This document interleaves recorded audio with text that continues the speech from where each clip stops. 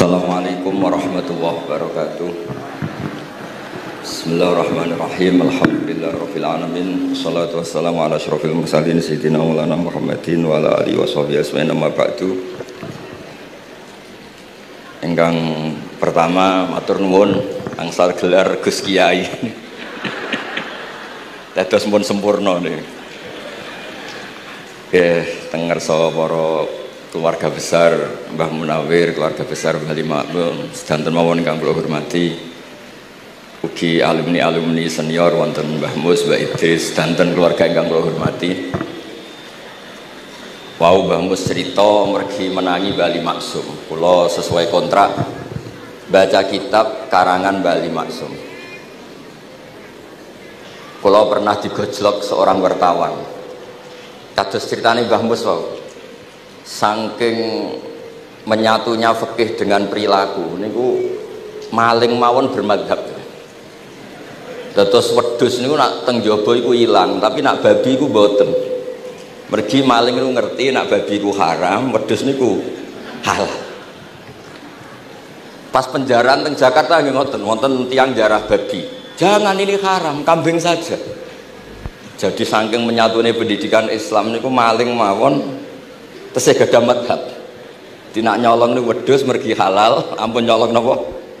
Babi. Niku kisah nyata, kula nate dolan teng daerah mriki. Kenapa ini di luar kalau itu di dalam? Oh, kalau ini di luar enggak ada yang nyolong, Gus. Tapi kalau di mergo sing njaba niku babi, sing jero wedhus. Mergo jare malinge tesih bermadhab. Terus memang cerita-cerita seperti itu kathah mboten sekedar anekdot. Sementing kalau badhe cerita tentang zuriyah-dzuriyahipun Bali Maksum wonten sing nom-nom lah sing kula wani ngandani wonten Mas Hilmi, wonten Mas Zaki, wonten sedanten Mas Afif. Kenapa kitab itu harus dibukukan, harus didokumentasi, dan kenapa Bali Maksum menulis Hujjatu Ahli Sunnah wal Jamaah? Kula boten niat pamer, kula niki pembaca Al-Ibris, pembaca Al-Iqlil, pembaca risalahnya Bali Maksum Hujjatu Ahli Sunnah wal Jamaah. Saya juga baca buku-buku karangan orang-orang dulu, terutama tiang Indonesia. Karena Mbah Mun sering pesen wa ma arsalna mir rasulin illa bilisani qaumi. Jadi orang itu jadi rasul itu pasti dengan gaya atau budaya masyarakatnya. Termasuk wong desa niku hormat tamu. Nah ning kota niku bentuk hormatnya beda. Mulane wonten kiai desa munifal yukrim jarahu iku nak ketemu tonggo takok, nak ora takok sombong. Nak kiai kota walian, nak ketemu tonggo aja takok, iku ganggu privasine wong. Dados makna ikram tetap, tapi implementasinya bilisani qaumi. Orang kota itu kalau sering ditanya itu mesti protes karena privasinya terganggu. Tapi kalau di kampung itu suka ditanya karena itu dianggap keramahan. Makanya kula niku termasuk orang yang jarang bertamu. Mergi kula gadah trauma kalian kakakipun Gus Yofur Gus Kamil. Beliau berkeyakinan silaturahim itu sae. Dolani alumni. Bareng didolani assalamualaikum matur nuwun Gus rawuh. Niku alumni niku ilang awan-awan Gus. Mergo kepengin hormat nyembelih ayam, ayame jek dolanan. Pitik itu teng desa kan pacare kuwathas, golekane angel. Bar salam niku ilang sampai sak jam. Bali runtusen, pitike mboten kecekel. Akhirnya ngapunten Gus mboten saged hormat, ngapunten mboten saged hormat. Itu bukti bahwa implementasi syariat Rasulullah itu juga harus dipikir. Ojo pepe seneng silaturahim, santri alumni melarat kerja teng pabrik jam 09.00 didolani. Akhirnya mikir, sitok kiaiku, sitok bosku. Nak hormat kiaiku diamuk bosku, nak hormat bosku gak hormat kiaiku. Hal-hal seperti ini kemudian melahirkan satu kearifan setiap kiai di era masing-masing. Terus kula boten berargumentasi membela diri niku boten, tapi memang bapak kula kesaksiane Mbah Mus, beliau teman bapak kula niku seneng silaturahim. Terian bapak ki sering dawuh teng kula. Sok kowe ya ora kaya aku. Mbah Mun ki sering dawuh teng kula, kowe ya aja kaya aku, wong beda zaman. Karena tadi dolan ning santri sing boten enten, assalamualaikum terus ilang ngejar pitik awan-awan. Pitike macam-macam kegiatane pitik. Intinya buatan kecekel. Kemudian ini kita konco-konco tengah adik-adik sing hafid, sing hamalatil Quran. Kalau pesen belajar nih, belajar sisi belajar itu harus cari sisi ekstrimnya. Kalau bolak-balik matur di berbagai kesempatan. Wow, kekhawatiran Mbah Mus kalau ada orang hanya kembali ke Quran itu memang bahaya sekali. Bayangkan kalau ada orang misalnya hanya mengharamkan al-jam'u bainal ukhtain, karena itu yang disebut Quran wa antasma'u bainal ukhtain. Jadi yang haram itu menikahi kakak dan adiknya, adik dan kakaknya sekaligus. Di situ tidak ada penjelasan perempuan dan budenya, perempuan dan mbahnya. Kemudian zaman Nabi Sugeng hanya ditambahi wala binal mar'ati wa ammatiha, wala binal mar'ati wa kholatiha. Dan tidak boleh menikahi perempuan plus buliknya atau budenya. Nabi sempat melarang. Karena kula sebagai lelaki niku jek masuk lah. Misalnya bojone jenengan umur 17 tahun, bulike umur selawe 17 jek mungkin masuk lah dalam definisi biologis itu masih masuk. Dan Nabi tidak pernah menambahkan wala binal mar'ati wa jaddatiha. Karena kalau istri kita umur 20, banyak mungkin umur 70. Itu kira-kira nggak usah dilarang ya orang kepikiran. Ini orang kepikiran ya rada sableng. Nah, kemudian kalau hanya kembali ke Quran, nanti kita hanya mengharamkan al-jam'u bainal ukhtain, karena itu yang disebut Al-Quran. Wa antasma'u bainal ukhtain. Lalu lahirlah pakar-pakar balaghah. Itu disebut min itlaqil ba'di wa iradatil kul, yang disebut ukhtain tapi maknanya bainal mar'ataini sing bainahuma ada mahram atau ada mahramiyah. Antasma'u al mar'ataini sing bainahuma mahramiyatun. Jadi barokahnya ngaji sama ulama itu kita tahu duduk perkaranya. Ini lafadz yang mewakili atau lafadz yang sebenarnya atau lafadz yang simbolis. Lafadz simbolis itu saking mangkelnya Allah. Itu kalau ada orang salah itu disebut wa ja'ala minhumul qiradata wal khanazira wa abadat tauhid. Jadi kalau misalnya dalam penelitian tidak pernah ada orang yang dirubah Allah menjadi kera, menjadi babi, itu kita masih bisa menganalisis itu saking ibaratun an ghadabillah, atau diistilahkan balaghah ini tasbih yang balik sehingga ada itu tasbih dibuang. Jadi kalau orang Arab seneng seseorang masih bilang Zaidun kal bakhri, tapi kalau seneng banget bilang Zaidun bakhrun. Kalau gantengnya belum ganteng banget masih dibilang Zaidun kal badri, tapi kalau sudah ganteng banget kayak Rasulullah SAW disebut anta samsun anta badrun, kaf taswihnya dibuang, dan itu ablagh lebih balik. Jadi PR kita sebagai ahli Quran ini adik-adik itu tidak selesai. Utamanya ya implementasi keseharian kita sebagai panutan lah, kalau boleh GR sebagai panutan. Kulo niku teng Narukan nggih tiyang jangkar kulo nggih kathah, karena ya saya ada pernah Pak D, Pak Ale. Kulo nggih tiap hari nggih teng Tegal nggih, malam pun terencanakan ambek uzlah. Dadi kulo niki mun matur Gus Afif, niki kontrak kulo pun bar, kitabe Bali ben diwaca putu-putune, kok enak ngongkon wong liya terus. Terus ngengken tiyang ngeten iki ya rodok masalah saja. Jadi kitab bae diwaca putune. Dulu itu biasa. Taqiyuddin As-Subki ngarang kitab disarai putrane. Dulu itu biasa. Imam Haromen ngarang kitab. Ya semuanya bapak ngarang disarai anaknya, anak ngarang disarai cucunya, itu biasa dulu. Kalau sekarang enggak, mbahnya ngarang kula kan maca. Putune karek ngrungokno, nak cocok dilem, nak ora dikritik. Terus saya minta ya, tradisi kula niku mboten sombong. Di hallnya bapak itu saya tiap hallnya bapak mesti baca kitab.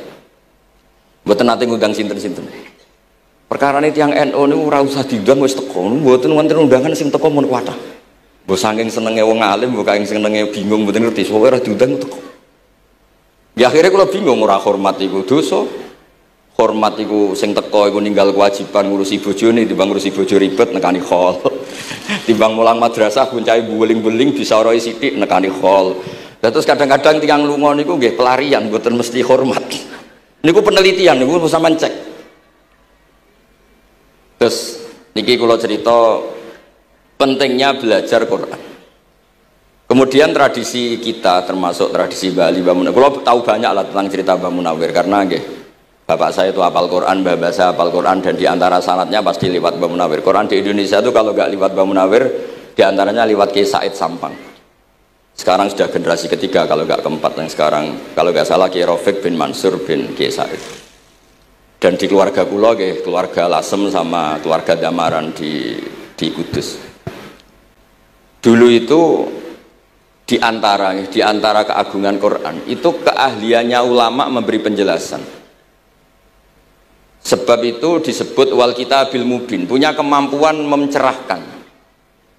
Kalau memberi analogi, kalau kita belajar Ihya, itu hal yang tidak masuk akal itu menjadi masuk akal. Misalnya begini, orang tuh kalau dirasani itu harusnya seneng, karena itu app kamu dibuka dan kamu menjadi tahu.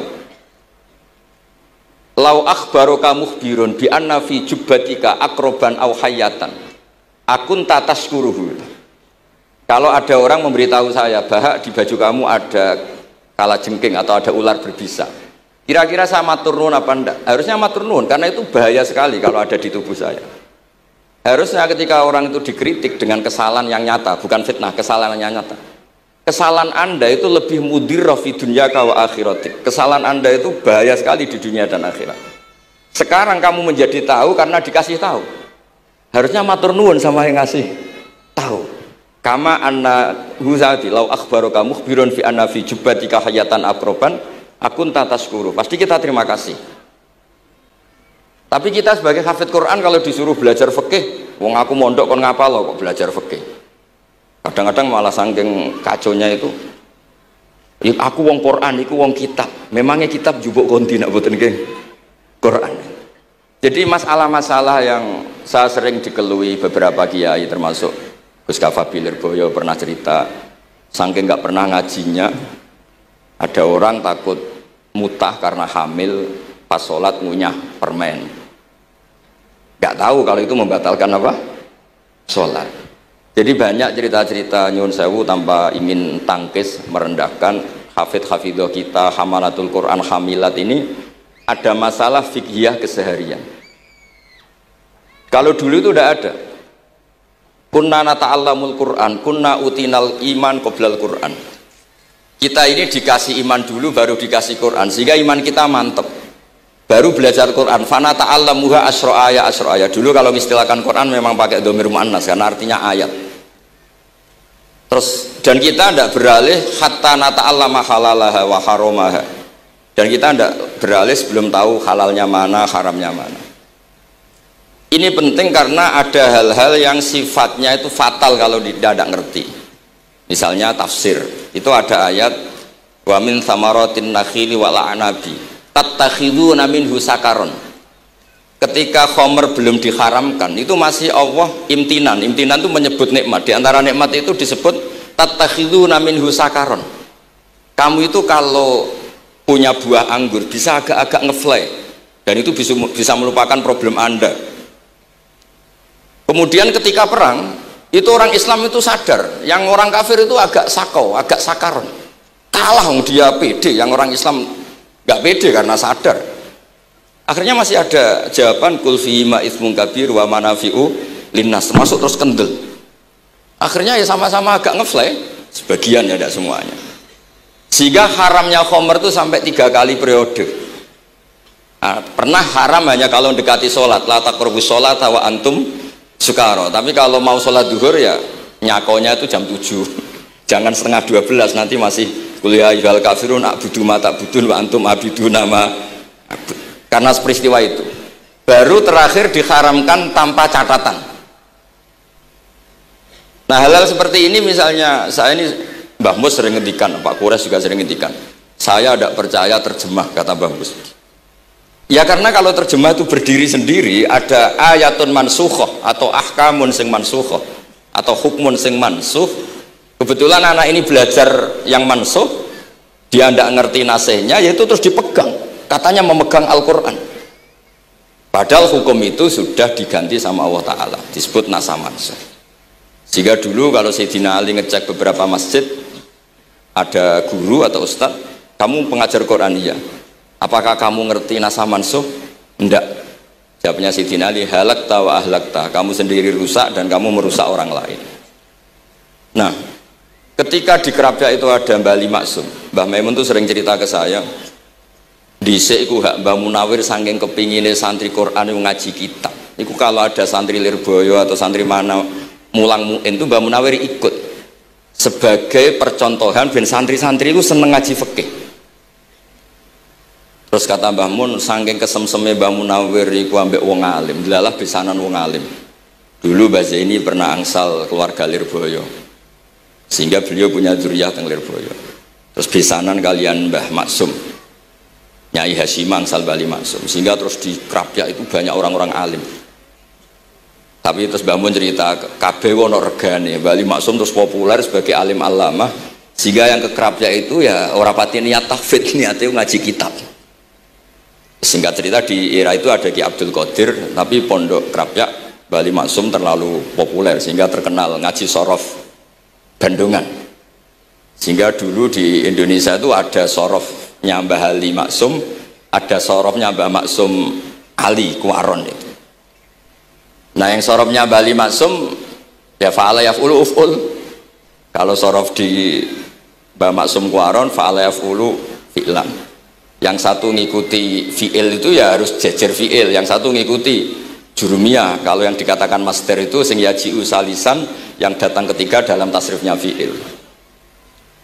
Sebab itu terus tradisi sorof tadi yang dalam apa itu latihan munakosah tadi ditaskan anak-anak itu memang penting, karena kalau kita nanti belajar sab'ah, sorof itu segala-galanya. Misalnya qiraatun Nafi' itu bacanya fala yuhzinka qauluhum,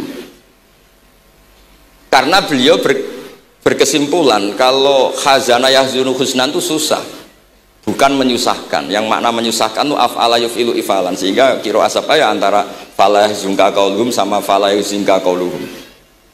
Tapi Imam Asim cara berpikir secara riwayat, tentu qiraat itu sunnatun muttaba'ah. Banyak lafadz yang sudah seperti itu sudah mutaaddi, kayak kota layak tulu kotlan itu kota lahu, bukan akta lahu. Sehingga beliau menganggap khazana yazunu sudah mutaaddi binafsi, jadi nggak perlu dibaca fala yuzinka qauluhum, cukup dibaca fala yuzunka qauluhum. Dan saya berkali-kali matur teman-teman yang mengkaji Quran, kafa ayak fu'ukuf'an itu bacaannya Imam Nafi', karena memang yang maknanya mukafa'ah itu mahmuslam. Tapi orang Quraisy itu nggak suka hamzah, sehingga ditakhfif menjadi kafa ayak fa'ukufuan, meskipun mereka tahu kalau itu mahmuslam. Nah Imam Asim di beberapa bentuk fi'il itu masih memahmuskan, misalnya Allahu yastahzi'u bihim, di isim fa'il juga mustahzi'un. Tapi kalau masdar beliau bacanya huzuan, kufuan. Padahal di fi'ilnya bukan nabiun, tapi nabi ibadi anni anal ghafurur rahim. Tapi di nabiun jadi nabiun, harusnya kan nabiun. Fa innan nabiyya man naba'anillah. Yang dikatakan nabi itu orang yang menceritakan ketentuan Allah. Harusnya nabiun. Jika qiraatun Nafi' ya tetap wan nabiin, ya ayyuhan nabiu. Nah, berkahnya Mbah Munawir orang terus menjadi tahu qiraat sab'ah. Dan berkahnya Mbah Ali kemudian orang tahu duduk perkaranya kalau nabiun dari nabiun bimakna man akhbaro anillah. Dan terus berkahnya wow, kalau saya boleh GR berkah Gus Gofur kula berkah ngeten-ngeten iki duka Kiai Peres napa Kiai Media mboten roh. Berkah ini terus kula ngomong terus. Saya tidak khawatir salah, bukan karena saya maksum ndak. Wong Islam pun pinter. Nak bener minallah, nak salah kok Gus Bah. Jadi kula niku madlum. Jadi penak wong Islam niku penak. Kula nu sering tahajud nak ndonga ya Allah, kula niku pede mawon nerangno Quran. Mergo tiyang Islam pun sae. Nak bener jare jenengan, nak salah kula. Lah nak kula sing salah nggih sederhana mawon. Kula abdun, kula kawula, kula nak ndonga nggih Rabbana dzalamna anfusana. Sebelum disalahkan orang juga saya sudah merasa salah. Wa akharuna atarafu bi dzunubihim khalatu amalan sholihah wa akharuna wa sayya. Lan kula suwun kangkang mbak-mbak sing khatam Quran pede mawon. Bahwa yang Anda lakukan menghafal Quran itu sudah benar, meskipun Anda tidak sempurna, misalnya Anda tidak faham, Anda tidak bisa melakukan. Khifdhu kalil Quran huwa al khifdullah. Kamu menghafalkan Quran itu sudah menjaga lafaz-lafaz Quran, sehingga lafaz Quran tetap mutawatir, lafaz Quran tetap ma'ruf, tetap masyhur, sehingga ketika ada yang memasukkan Quran konangan. Tapi kalau yang hafid sedikit lam yablugh adadat tawatur, takutnya kalau ada yang menyalah, ada yang apa itu tidak diketahui. Di barokahnya hamalatul Quran sing aksar wa aksar itu kita terjaga. Nah itu yang dimaksud Mbah Mus, Quran itu harus jadi budaya. Ning desa iku wong ra salat lah dengar ada warung ayamnya tiren nggak disembelih itu tidak mau makan, haram. Padahal dia ini rasolat itu lebih dari haram. Tapi itu nggak mau makan ayam tiren. Nggak sholat disuruh makan babi ya nggak mau, haram. Sampai tadi yang nyolong saja milih wedus bukan meleng babi, karena babi itu haram. Dan saya pernah digojlok sama wartawan, Pak Bahak, wah fikih Indonesia itu hebat, sampai maling saja masih pakai fikih itu. Jadi kalau nyolong itu milih yang halal bukan yang haram. Pun itu bentuk hormat kula teng keluarga Mbah Ali, bentuk hormat kula teng Mbah Mus teng sedanten keluarga niki kula badhe maos kitabipun Mbah Ali. Kula pancen pengagum kitab-kitab yang dikarang orang Indonesia. Mereka kita anggap niku lebih aplikatif lah, karena dikarang orang yang trauma dengan Indonesia. Kemudian setelah trauma ingin membenahi Indonesia. Misalnya jenengan ngertos sesajen, mbok haramno iku tradisi, mbok barno iku sawangane kok dekati sirik ning pinggir wit gede. Akhirnya dimodifikasi wis mangan-mangan, kumpul-kumpul tapi tahlilan. Lah masuk tahlilan la ilaha illallah barani kalimatu syirkin. La ilaha illallah itu kalimatu syirkin kalau dilafatkan di bawah pohon. Terus piye logikane ku piye? Kalau bolak-balik matur. Hadhil kalimah sara bihal kafiru mu'minan. Fa kaifa saral mu'minu kafiran juga bihadhil kalimah. Itu logikanya enggak ketemu. Orang yang kafir puluhan tahun saja sekali melafatkan la ilaha illallah Muhammadur Rasulullah, qul lil ladzina kafaru iyantahu yufar lahum ma qad salam. Selesai, sara mu'minan. Bihadhil kalimah. Kemudian kalimah yang sama ketika kita baca dianggap kita ini kafir juga biadil kalimah. Akhirnya dengan modifikasi khas Indonesia, kearifan Indonesia, tetap sesajen tapi tahlilan, tetap melakukan hal-hal Jawa tapi dimodifikasi menjadi Islami. Kalau kita misalnya orang modern nggak ingin mengganggu orang lain yang kita tamui, gampang dalilnya. Ada ayat la tadkhulu buyutan ghaira buyutikum. Kamu jangan sowan ke orang lain atau dolan ke orang lain. Hatta tastanisu. Ukurannya bukan salam dulu, bukan hatta tusalimu, hatta tastanisu. Jika kamu merasa nyaman, kamu bisa ngukur tingkat akrab kamu. Kamu bisa ngukur jamnya orang itu. Kamu bisa ngukur kebutuhan orang itu. Butuh saya ndak? Kenapa mertamu pengen kei duit bebas jam? Atau kamu orang cantik yang kamu tamoni sing seneng kue bebas jam? Tapi aku apa nagih hutang, mertamu orang yang kamu tagih itu mesti kamu dianggap problem. Atau mertamu orang yang nggak akrab di jam istirahat, tentu kita dianggap problem. Makanya ukurannya Quran tuh hatta tastanisu, kamu merasa nyaman. Istiqnas itu nyaman, enjoy. Kayak saya dolan di Besofur kan akrab mulai kecil teman saya. Mungkin bisa ngabaikan jam. Jadi kalau saya dolan di kiai yang nggak kenal saya, mungkin kedatangan saya dianggap problem karena di jam tertentu. Saya harus mikir kayak apa hebatnya Quran ketika bikin aturan la tadkhulu buyutan ghaira buyutikum hatta tastanisu. Setelah nyaman nggak apa-apa waktu salimu, jangan salam dulu, istiqnasnya nggak kena, salamnya geger. Akhirnya banyak kiai keselak, assalamualaikum pas makan nggak dijawab assalamualaikum. Nah hal-hal seperti itu harus santri-santri ini kalau niat ngandani lari-lari, bukan niat ngandani kiai-kiai, harus waqaf fil qalb, harus warrasikhuna fil ilm, tahu betul kualitas hatta tastanisu. Kamu itu merasa nyaman istiqnas. Kemudian rasa nyaman ukurannya apa ya? La doror wala diror, kamu tidak ganggu diri kamu sendiri, juga gak mengganggu orang lain. Sehingga setelah itu semua baru watu salimu ala ahliya. Nah andai kan kita ya tadi dawe Mbah Mus, kita semua sudah seperti itu. Kalau bertamu di orang ya kita ngukur tingkat akrab kita, tingkat dibutuhnya kita. Sehingga di tradisi NU itu ya dolan kiai pendak diundang karena itu pasti diinginkan. Wong kula nate diceritani pernah misanani Mbah Mun. Kula nate Gus ditiliki Mbah Mun mboten seneng. Kena apa? Beliau pas khutbah Mbah Mun rawuh delalah Mbah Mun jarak salat ning saf awal. Bar niku tiyange meruntus meriang. Karena khotib tuh harus naik ke mimbar kudu ngandani takwa usikum wa nafsi takwa. Teng isore niku Mbah Mun. Walhasil terus lara terus wan yai. Mbah, nak dolan nggih dikira-kira, ampun pas Jumatan. Semenjak niku Mbah Mun Basahal niku nak Jumatan teng mburi. Basahal itu kalau Jumatan itu sudah komat gelar, beliau keluar dari mobil serenane niku. Miyos terus salat terus kundur. Kalau dulu ya janggal iki wong alim alama nak salat kok mburi. Ternyata itu nggak ingin jadi problem bagi khotib.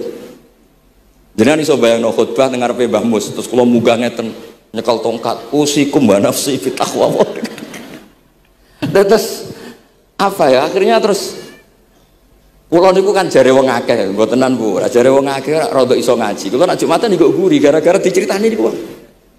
Ternyata khotibe ge cerita kula, matur nuwun Gus, pokoke nek pas Jumatan aja ketok. Dianggap musibah, kedatangan kula dianggap musibah.